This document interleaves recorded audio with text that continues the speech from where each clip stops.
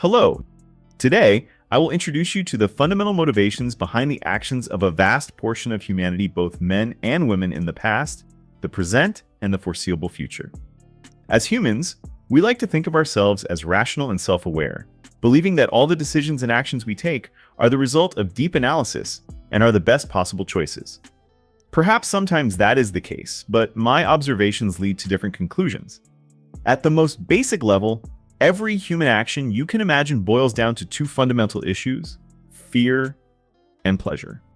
These are primal, deeply ingrained instincts and extremely powerful. Of course, there is nothing inherently wrong with that. However, as you will soon notice, people who understand these mechanisms and their influence on the average person can easily manipulate entire nations, not to mention individuals. Fear, more precisely, the avoidance of suffering and greed, the pursuit of pleasure, are primal motivations.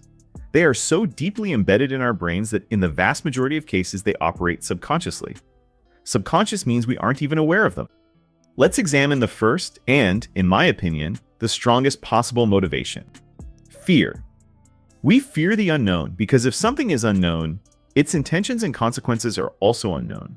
Whether it's a person or a situation, it could threaten us at the most fundamental level, our health and survival. Before we move on to the next part of the video, we need to explain what the reptilian brain is, because I'll be mentioning this term more than once.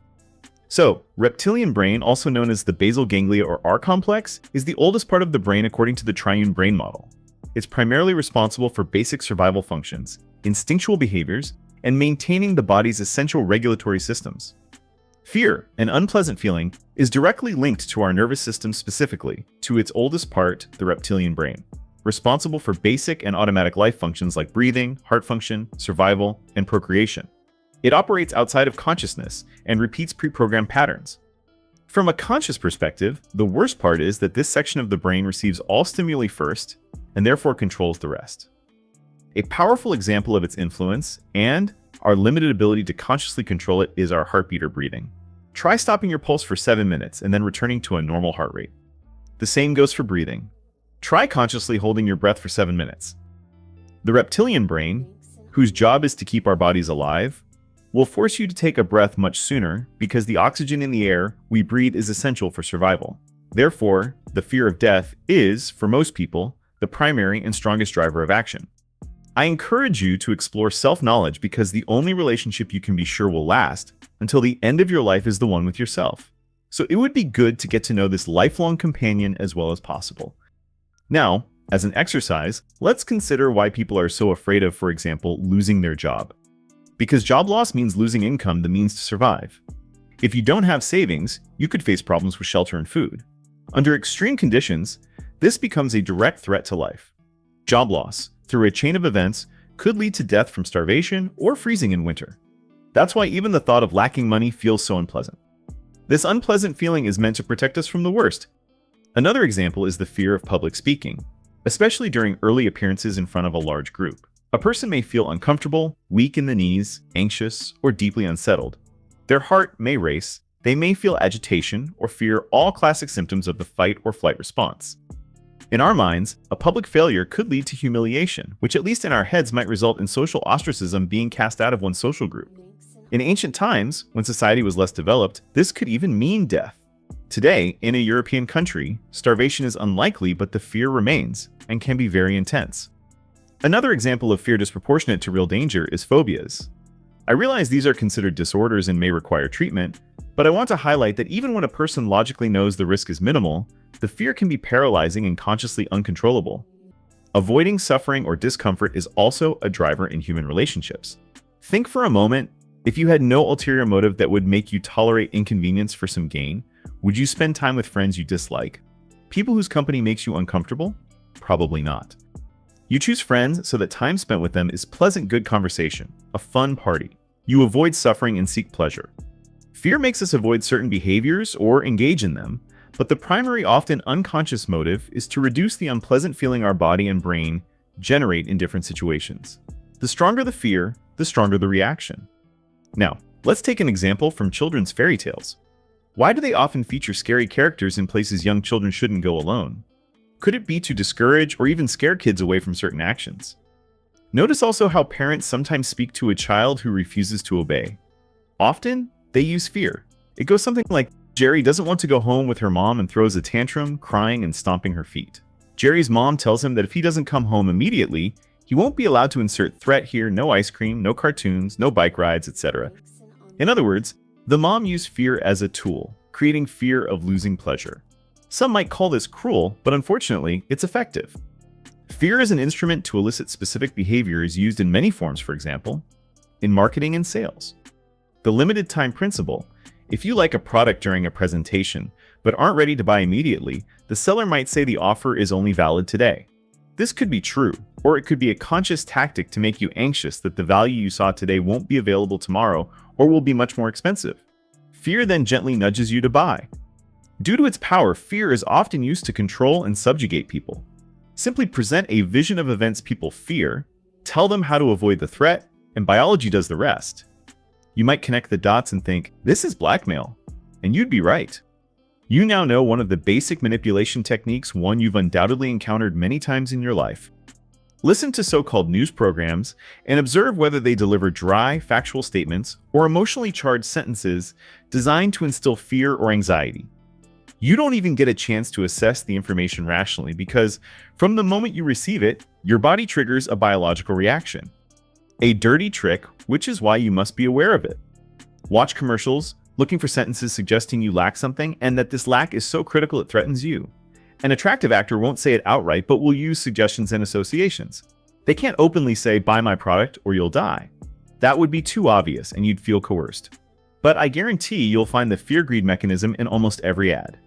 Think it's random word choice? Think again.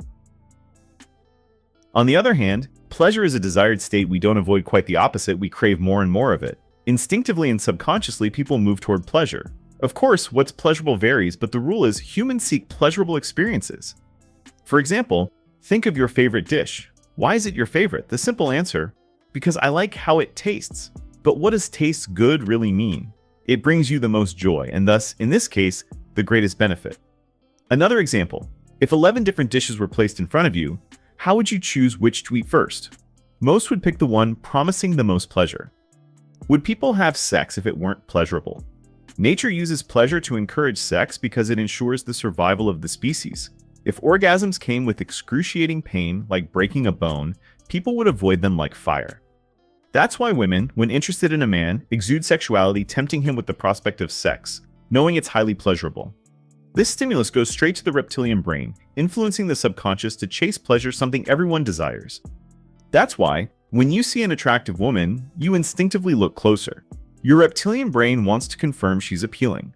I'm deliberately skipping the biochemical processes involving hormones, but they also play a role, something worth understanding for future discussions on male-female dynamics. Why do people drink alcohol or develop addictions? Because, at some level of consciousness, their addiction provides pleasure, so they lose themselves in that feeling. Often, this means the reality they face is painful physically or emotionally. Since pain is unpleasant, they avoid it in the easiest way available. Repeating this behavior turns it into a habit. Habits become second nature. Despite the positive intention of avoiding suffering, people fall into alcoholism or other self-destructive addictions. The same goes for overeating, especially sweets. Sugar improves mood, so if someone feels down, they might reach for chocolate or ice cream to feel better. We respond positively to fullness, it's a reward. Hunger, on the other hand, triggers discomfort. If any of you have been on a calorie deficit diet cutting, recall the first days or weeks. Was it pleasant? Or did you feel irritable? That's nature pushing us to act. If you found this channel because you were searching for answers after being unfairly hurt by the woman you loved, despite doing everything society says a man should, do buy flowers, fulfill every whim, etc., only to see the opposite result, your real motivation was avoiding suffering and improving your mood. Contrary to popular belief, men can be highly emotional and deeply affected by such situations, especially if you're new to relationships and your only reference was movies. You likely felt betrayed. And no one teaches men to recognize, let alone manage emotions, which are a powerful tool. A classic example where this mechanism is used against you is sex. A woman may withhold it to manipulate you into compliance. You'll get some if you behave how I want. Since sex is pleasurable and you now know everyone seeks happiness, you'll likely conform to the manipulator's expectations. Until you realize that happiness and suffering depend solely on you, you'll keep chasing external validation. Nothing outside you can give you lasting happiness. You can lose your job. Your possessions can be stolen or destroyed. The woman you think makes you happy may leave. She has that right. What will you do then? She might betray your trust brutally, despite vows of loyalty. What then? Remember this: everything outside you can be taken away and used to control you.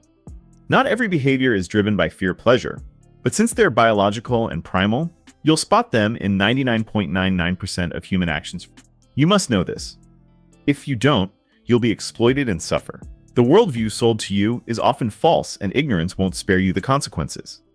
You can't cheat life, but you can learn the rules of the game to improve your odds. Till next time.